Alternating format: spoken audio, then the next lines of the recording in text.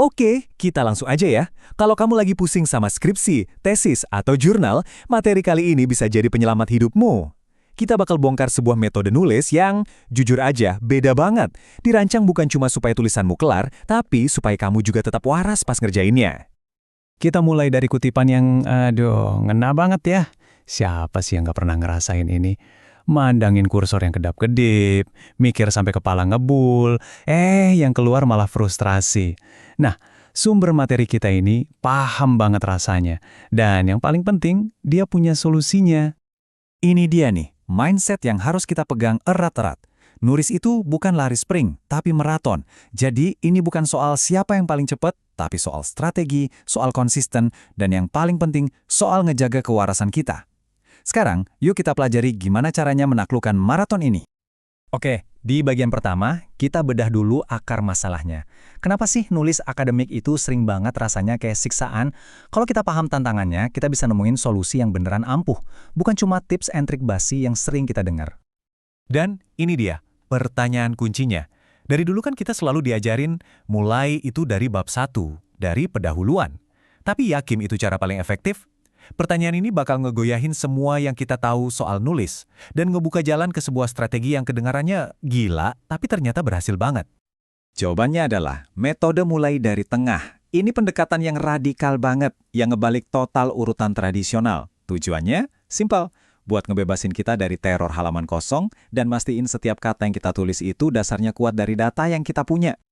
Intinya tuh gini, dengan langsung lompat ke jantung penelitian kamu, yaitu data dan temuan, kamu jadi dipaksa buat ngebangun argumen di atas bukti, bukan sekadar asumsi.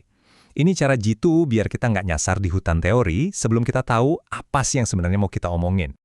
Coba deh lihat urutan baru yang revolusioner ini. Kita mulai dari hasil, lanjut ke pembahasan, baru deh nulis metode.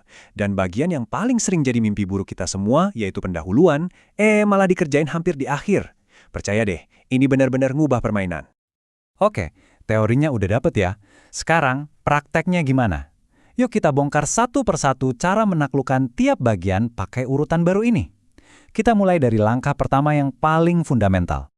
Langkah pertama, hasil. Lupain dulu deh semua teori canggih atau pendahuluan yang keren.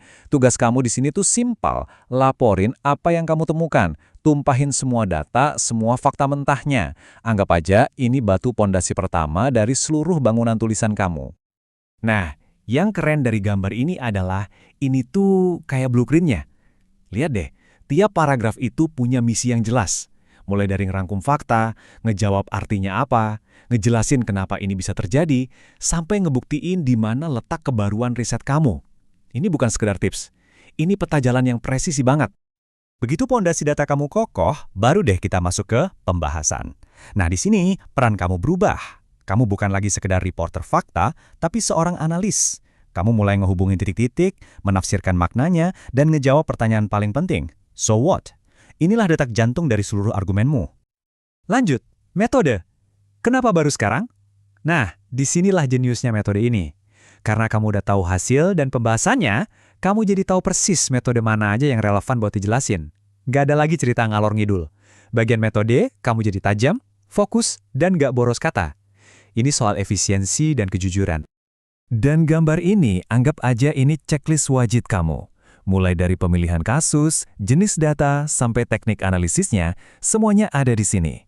Pakai ini buat mastiin bagian metode kamu itu serapat benteng pertahanan. Nggak ada celah buat diragukan sama sekali. Dan akhirnya kita sampai juga di pendahuluan. Aneh ya rasanya, tapi disinilah keajaibannya terjadi. Karena kamu udah tahu hasilnya apa, argumennya gimana, dan kontribusinya di mana, nulis pendahuluan itu bukan lagi kayak meraba-raba dalam gelap. Kamu itu lagi ngegambar peta harta karun yang presisi, nuntun pembaca dengan penuh percaya diri langsung ke intinya. Lihat deh resepnya di sini. Pendahuluan yang ampuh itu punya 4 bahan utama. Pembuka yang menggigit, nunjukin celah di penelitian sebelumnya yang mau kamu isi, tujuan riset yang jernih, dan tentunya argumen utama kamu. Dengan nulisnya terakhir, kamu bisa ngeracik ke-4 bahan ini jadi sajian pembuka yang sempurna. Oke, kita udah lihat gimana caranya.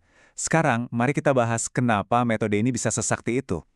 Bagian ini bakal ngebuktiin gimana urutan terbalik ini secara ajaib justru bisa nyiptain tulisan dengan alur logika yang super kuat dan jernih. Karena pada akhirnya inilah standar emasnya. Artikel yang hebat itu bukan cuma kumpulan bab, tapi sebuah rantai argumen yang nggak bisa diputusin. Setiap bagiannya harus nyambung dengan mulus ke bagian berikutnya, kayak domino yang jatuh berurutan dengan sempurna. Dan slide ini nunjukin benang merahnya secara visual. Coba lihat, argumen 1 di pendahuluan harus dijawab tuntas sama analisis 1 di pembahasan. Argumen 2 dijawab analisis 2. Hubungannya harus 1 lawan 1, nggak boleh meleset. Nah, metode mulai dari tengah ini maksa hubungan ini terbentuk secara organik, bukan dipaksain. Nah, ini dia gambaran besarnya. Diagram ini ngerangkum seluruh filosofi kita. Perhatiin deh gimana hasil penelitian di tengah itu jadi jembatan super kokoh yang nyambungin pendahuluan dengan pembahasan. Semuanya berpusat pada data. Inilah bukti visual kenapa metode ini ampuh banget. Dia membangun kekuatan tulisan dari inti, bukan dari polesan luarnya aja. Oke, soal teknik udah kita kuasain. Tapi, ada satu hal lagi nih yang gak kalah penting, pola pikir alias mindset.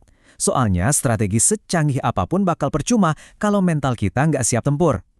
Coba deh tanamin prinsip-prinsip ini. Ingat, nulis itu bukan hukuman. Tidur yang cukup itu jauh lebih penting dari teori apapun. Temukan ritme kerjamu sendiri, nikmati prosesnya, jangan takut salah dan biarin aja ide itu ngalir apa adanya. Ini maraton, bukan camp penyiksaan ya. Dan ini mungkin poin yang paling penting dari semuanya. Tujuan kita tuh bukan cuma nyelesain satu artikel doang, kita lagi ngebangun sebuah mesin, sebuah sistem kerja yang bisa diandelin lagi dan lagi sepanjang karir kita. Inilah investasi jangka panjang yang sesungguhnya. Coba deh renungin kutipan ini. Musuh terbesar kita itu bukan tulisan yang jelek, tapi halaman yang kosong. Draft yang berantakan itu masih bisa diperbaiki, bisa diedit. Halaman kosong yang nggak bisa diapa-apain. Jadi mulailah aja, urusan poles-memoles itu belakangan. Jadi, setelah semua pembahasan ini, pertanyaannya tinggal satu, dan ini untuk kamu pribadi. Lupain dulu target nyelesain semuanya besok. Coba pikirin langkah paling kecil yang bisa kamu ambil hari ini. Satu paragraf aja. Paragraf apa yang mau kamu tulis sekarang?